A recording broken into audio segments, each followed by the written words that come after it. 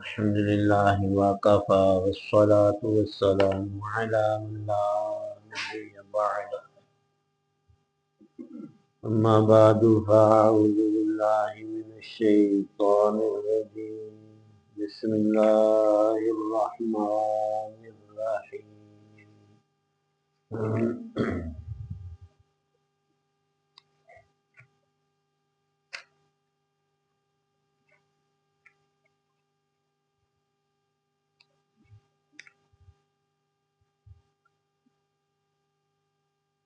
وكم من قرية أهلكناها فجاءها بأسنا بياتا أو هم قائلون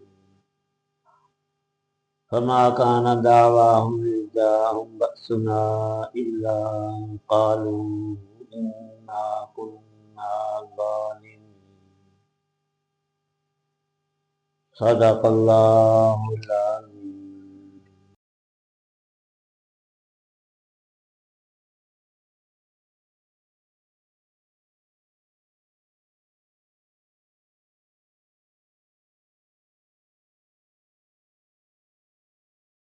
کتنی ہی بستیاں ہیں جن کو ہم نے ہلاک کیا، چنانچہ ان کے پاس ہمارا عذاب راتوں رات آ گیا، یا ایسے وقت آیا جب وہ دوپہر کو آرام کر رہے تھے، پھر جب ان پر ہمارا عذاب آ پہنچا تو ان لوگوں کے پاس کہنے کو اور تو کچھ تھا نہیں، بس بول اٹھے کہ واقعی ہم ہی ظالم ہیں، انا کنا ظالمین.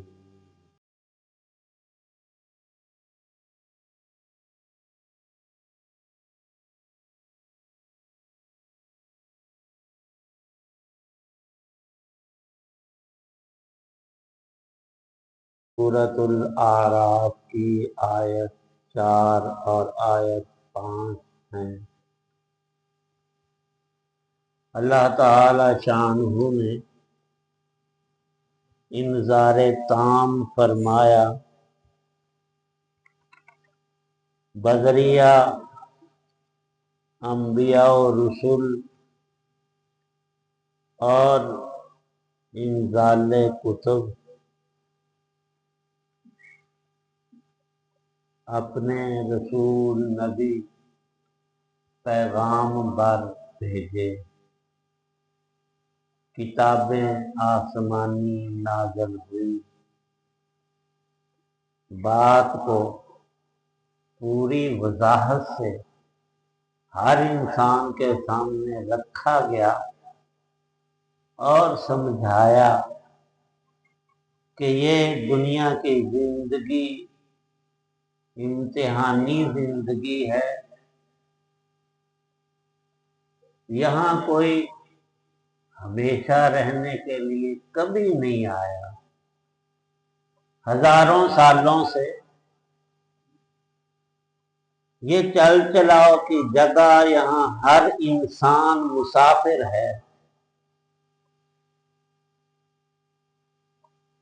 اور مسافر دوران سفر کبھی کوئی پل عبور کرتا ہے، کسی دریا اور نہر پر ہر انسان کو اتفاق ہوتا ہے، نیچے پانی ہے اوپر پل ہے، اس کے اوپر سے ہم گزرتے ہیں.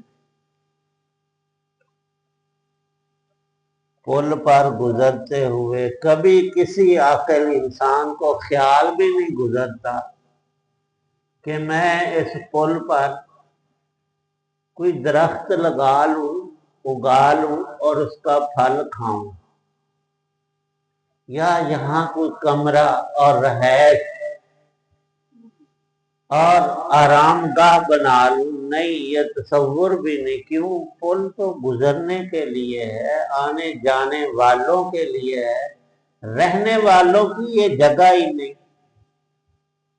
بے عین ہی اس دنیا کا معاملہ تو تھا ہی، اور ہر عاقل تھوڑی سی عقل بھی استعمال کرے تو بات بالکل واضح ہے، لیکن انسان ہے ضدی، ہم ماننے کو تیار ہی نہیں۔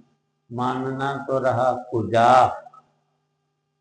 اللہ پاک ارشاد فرماتے ہیں فما تغنی النذر، بہت سمجھ کی باتیں ہم نے سمجھائیں، لیکن ہماری آیات اور ہمارے رسولوں کا تشریف لانا لوگوں کے حق میں کارگر اس لیے نہیں ہوا کہ وہ اپنی بدمستیوں میں اور خرمستیوں میں مبتلا ہو کر غفلت کے نشے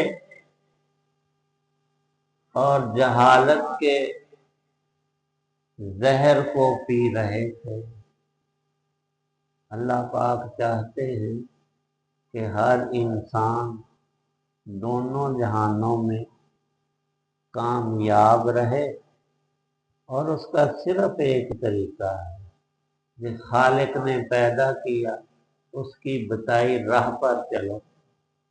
اس کی موٹی مثال مفسرین یہ ارشاد فرماتے ہیں، باپ بہت پڑھا لکھا عقل مند سیانہ اپنی اولاد کو کہتا ہے کہ بیٹا اس آبادی میں کچھ ہمارے عزیز اور خیر خواہ اور اچھے اور نیک لوگ ہیں، اور کچھ لوگوں سے ہمارا بیر ہے، دشمنی اور آپس کا کینہ۔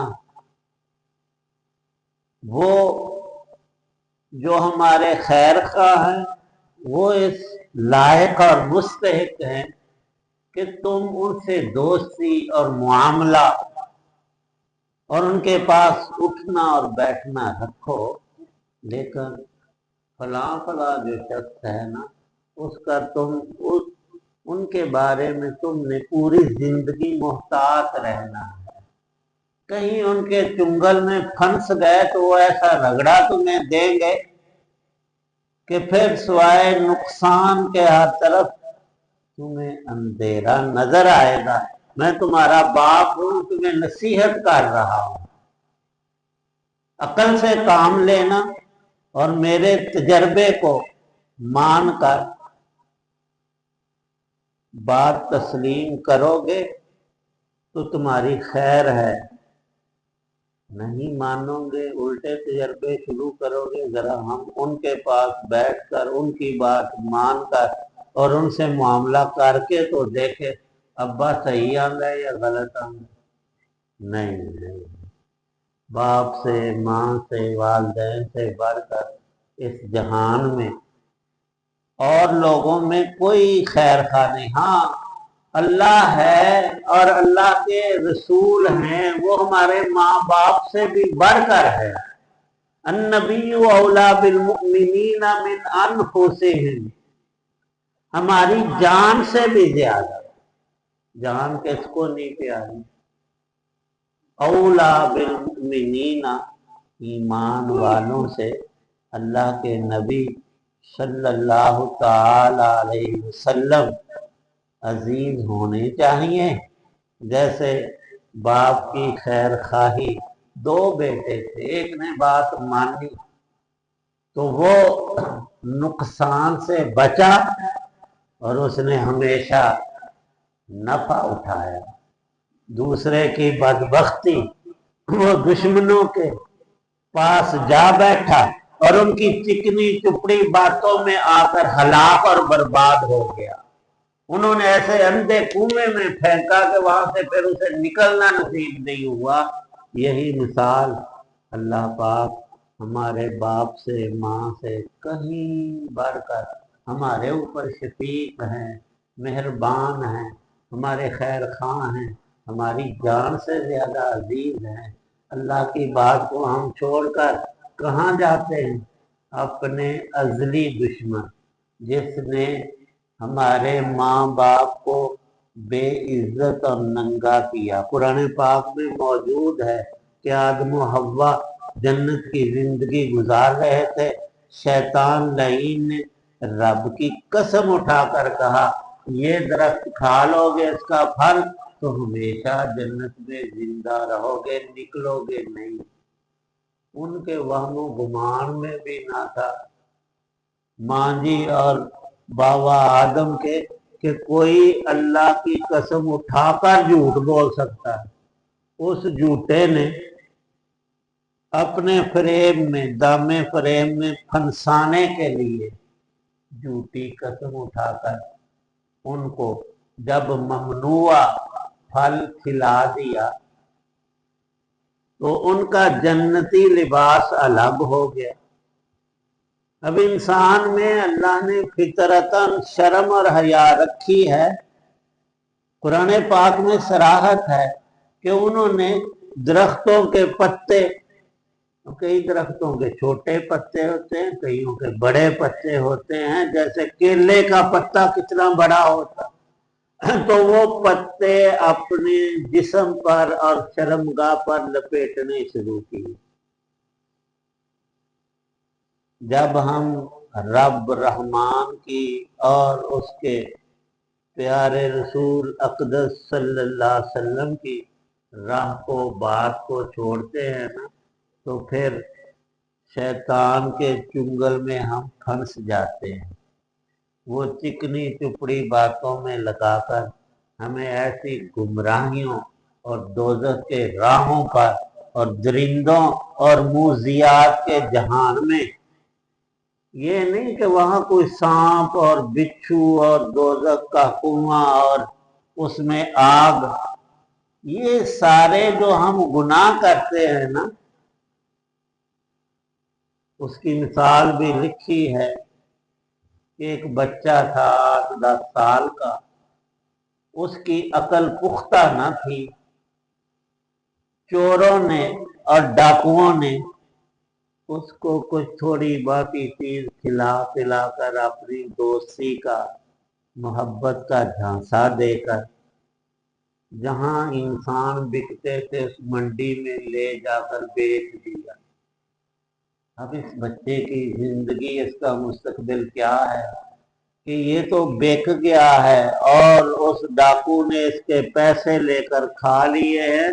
اب یہ ساری زندگی کام کرے گا، نوکری کرے گا، 24 گھنٹے اپنے آقا کی بات ماننے پر مجبور ہوگا۔ اس نے تو 10 لاکھ روپیہ دیا ہے، وہ اسے فری کب چھوڑے گا؟ نہیں۔ ایسے ہی شیطان ورگلا کر ہمیں کچھ کا کچھ دکھا کر بری راہ پہ لگاتا ہے۔ زنا کر لو گے نا، بڑا لطف تمہیں آئے گا، اور چوری اور ڈاکے کا مال کھاؤ گے تو کیا کہنے تمہارے، سود اور رشوت اور حرام خوری میں دیکھو نا فلاں نے کتنے بنگلے اور اس کی سواریاں اور سارا کرو پر، یہ تمہیں حاصل ہوگا، کچھ بھی حاصل نہیں ہوتا۔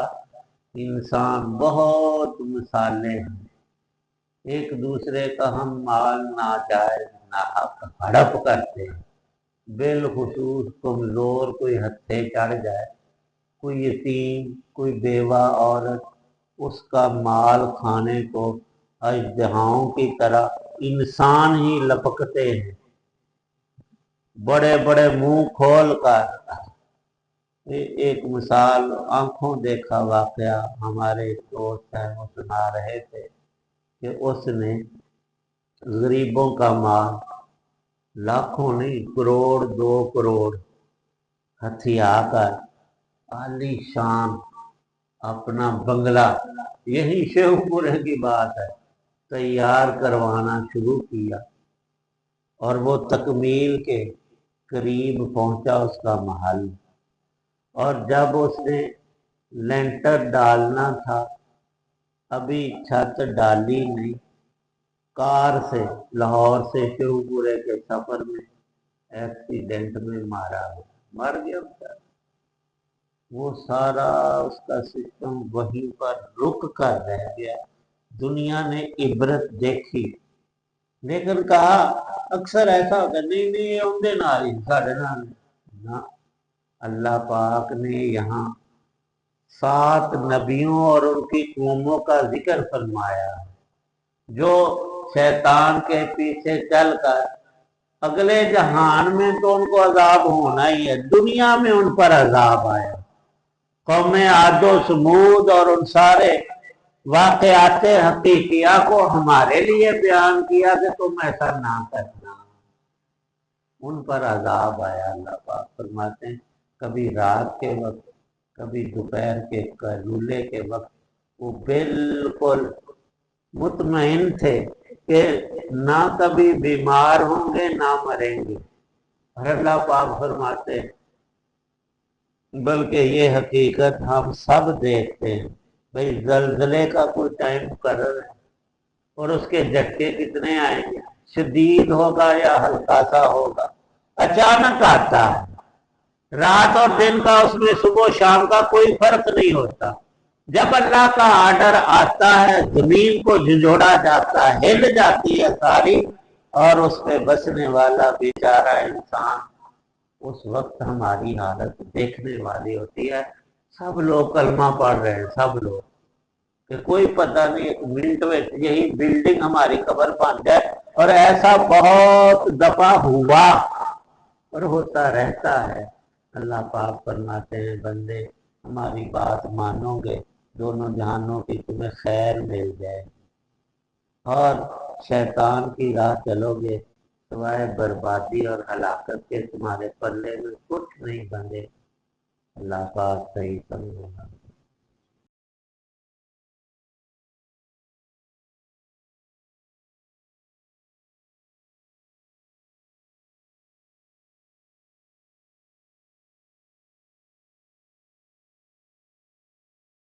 الحمد للہ رب العالمین، والصلاة والسلام علی رسول النبی۔